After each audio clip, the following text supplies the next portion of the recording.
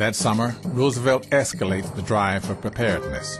He orders U.S. warships to accompany British vessels crossing the Atlantic, claiming it is his prerogative as commander-in-chief.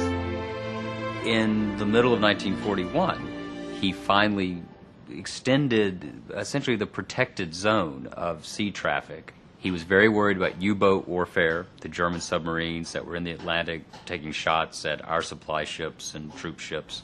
In August of 1941, Roosevelt and Churchill agreed to hold a top-secret meeting at sea, just off the coast of Newfoundland. Though they have been corresponding for almost 2 years, it is the first time the President and Prime Minister have met as leaders. This was in many ways a marriage ceremony between the British Navy and the American Navy, and the British Prime Minister and the American Prime Minister. Together, they issue what would become the foundation of the historic British-American friendship, the Atlantic Charter.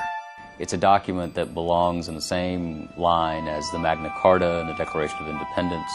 It was why we were fighting. All of the nations of the world must come to the abandonment of the use of force. Such a peace should enable all men to traverse the high seas and oceans without hindrance.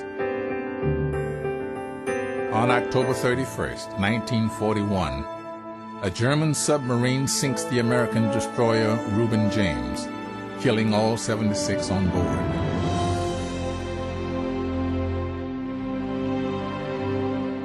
Hitler has attacked shipping in areas close to the Americas. We have wished to avoid shooting, but the shooting has started. That was only part of the story. We'd been chasing that submarine for some little time, and I think the first attack was by us, not by the Germans. Had all the facts of the assignment of Atlantic ship fleets been known, Roosevelt would have had a very rough time of it on Capitol Hill. History has recorded who fired the first shot.